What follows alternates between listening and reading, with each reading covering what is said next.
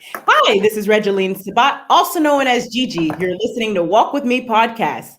My guest today is Emma Jane Taylor. Emma Jane Taylor is an author, keynote speaker, child sex abuse activist, and CEO of the Works Company. Welcome to the show, Emma. Hey, Gigi. Great to be here. Thanks for having me. It's an honor to have you here today. Now, why don't you start off by telling us about you and where you are from?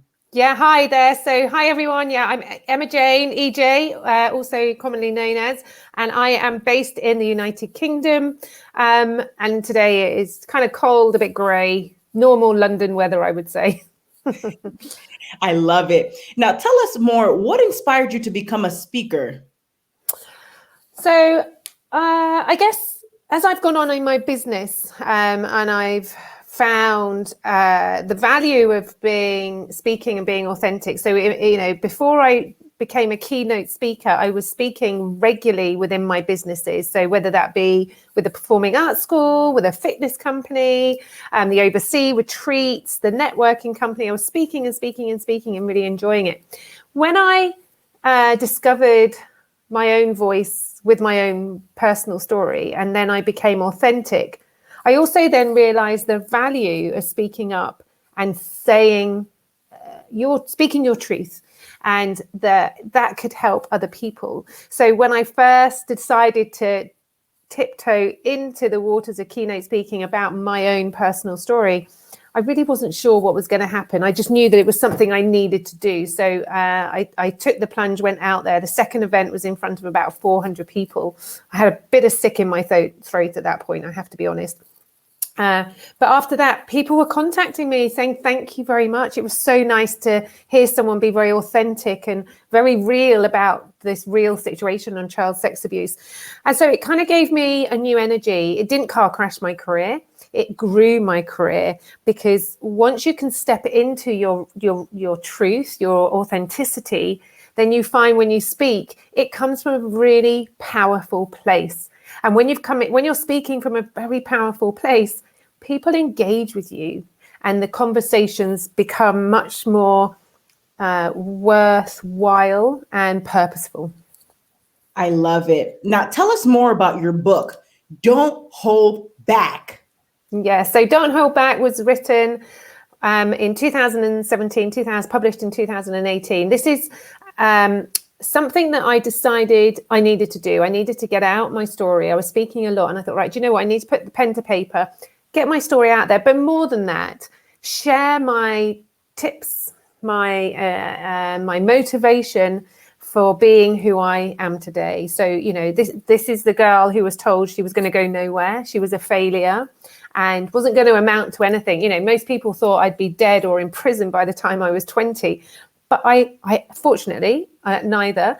And I fought my way through. And by doing so, I learned lots of powerful things that helped me. And I wanted to share that with other people to help them. So from forgiveness to boundaries to understanding who you are, who that person is in the reflection, understanding what your voice means, who you are. Giving you tips and tools to really establish who you are will help you grow. So that was the purpose of the book, and that's why it was published. I love it. Now, Lisa Berg says, will this be recorded so we can go back and share this with others? Yes, ma'am. Thank you for listening. Hi, Lisa.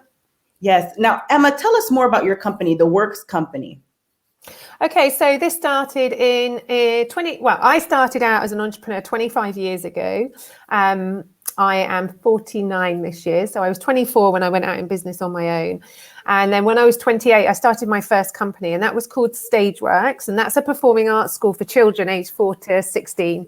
That's all I ever wanted to do. That's where I thought I would start and end my career in the performing arts. I'm a dancer by trade. So it was nice to sort of put those energies into performing arts. Certainly at 24, I was too old to be a professional dancer. And so I use my energy and to work with kids, because working with kids is very important for me. But after I started Stageworks, I thought, do you know what? I'm going to go into fitness as well, because as a dancer, fitness is really important to me, and well-being, mental health, emotional health, and physical health. So I went into, I launched my second company called Nutritious Works. So I had Stageworks, then I had Nutritious Works. And I thought, this will be great. I'll just do this now.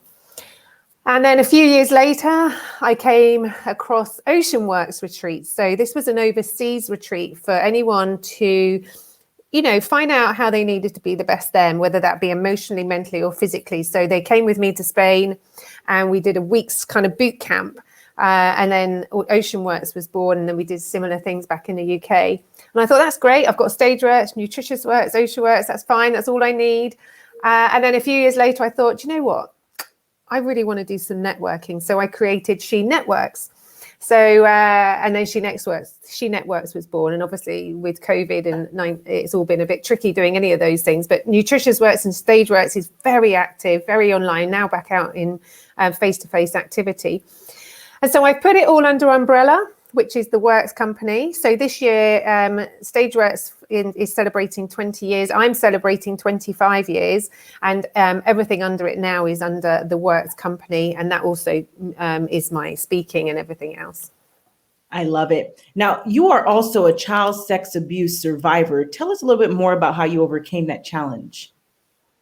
Yes, I think it was a very difficult thing to get through, and it was a really difficult thing for me to understand as a child. And having done some work with some specialist brain programmers and psychotherapists, our brains aren't developed until we're between 19 and 25, and that is when we all start to remember much more coherently what was going on in that life. That's maybe when we start speaking. That's maybe when we go and get more help and therapy. And so when I was around sort of 22, 23 and started speaking out, I really realized what was going on, because, you can really process it. You're kind of mature, you're wiser, you can process this. Then when I realized I was sexually abused, so when I started my business, Stageworks, I also went into therapy. No one knew, actually. I never talked about it. So for the next sort of 10, 15 years, I was in very deep therapy. I was developing Stage Works, Nutritious Works, Ocean Works, She Networks. And while that was going on, I was just undoing myself, right? To be a managing director, to be the boss, to be a colleague, to look after people. So it allowed me to grow. And then obviously the book was born out of that. And then it came to me, literally, I would say in the last 18 months. And for me, it really felt powerful. I've come this far. I've grown as a businesswoman. I've grown as a woman. I've become very successful. And I don't mean monetary. I have grown and become mentally and emotionally and physically successful from a very difficult start. And I can be a voice. I can be a voice for the innocent children that are untouched, the innocent children to stay untouched, and those innocent children to sleep peacefully at night and not with dark pain, nightmares and trauma. So I decided to stand in these shoes and started speaking up a bit more. Obviously, as a keynote speaker, I speak often about this subject. And as I grew in that role, people were coming to me, more and more people were coming to me. And then at the end of last year, I came across a wonderful lady called Daphne, she works with me on the PR and the branding of this new project that we're working on, and my second book, which is focused on child sex abuse and how we can reduce it. So along the process, we're building an education program, a knowledge and awareness program. Lots of great things have come out of this, but we're now in the very early stages of getting funding for this project. And we've just been taken under a charity arm as well. So it's all kind of going in the right direction. And like I say, the book is coming out. So I've been speaking to survivors. I've been speaking to child sex offenders support groups, restorative justice, whistleblowers, authorities, psychotherapists, brain programmers. And then I was given authority to speak with a sex offender on parole in America as well. So I'm going behind the scenes. What I'm doing is going, look, we need to go into places, right? We need to really get behind conversations. We need to understand this isn't showbiz, right? This is real. This goes on everywhere. And unless we start really understanding and getting behind difficult conversations, then we aren't going to see change.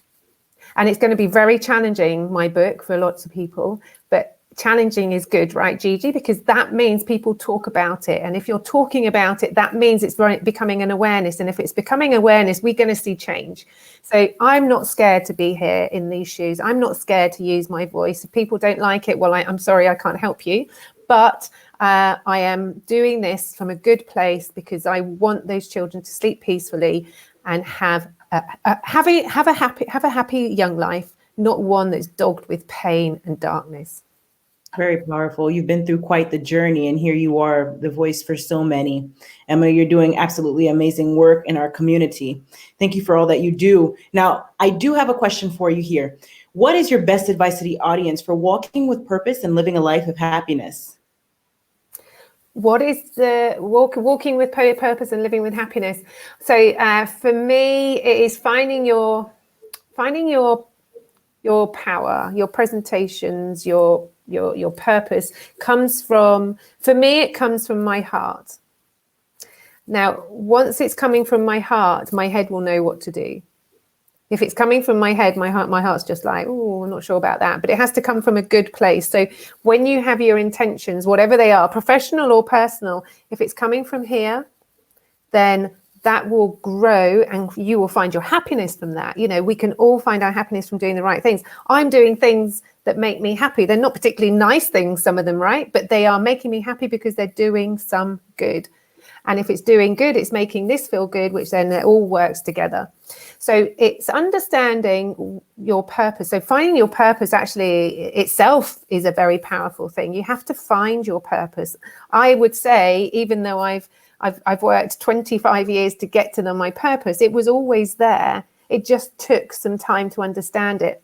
But in doing that, I've also experienced lots of therapy, lots of great conversation, great challenges, lots of tears, lots of upset, but it's got to my purpose. So I would say just step back. You know, you can't see them, but I have whiteboards all around me here. Right, what is it that you want? Why do you want it? What's stopping you from going to get it? And what do you need to put boundaries around difficult situations or difficult people that don't make you feel very good about yourself? Put some really positive boundaries around all of these situations, and with kindness, step forward to find your truth, to find your authentic self. Excellent advice, Emma. Now, where can the audience find you? You can find me on my website, www.emmajanetaylor.com. It's here in this bar here. And if you go on there, you'll find me on LinkedIn, Instagram, Twitter, and Facebook. I'm very, very active on all of these platforms talking about child sex abuse. And you can find all my businesses on there as well. Excellent. Ladies and gentlemen, make sure to check out Emma at www.emmajanetaylor.com. And Emma, thank you again for being a guest on Walk With Me podcast. You have a great day. And you. Thank you, Gigi. Bye, guys.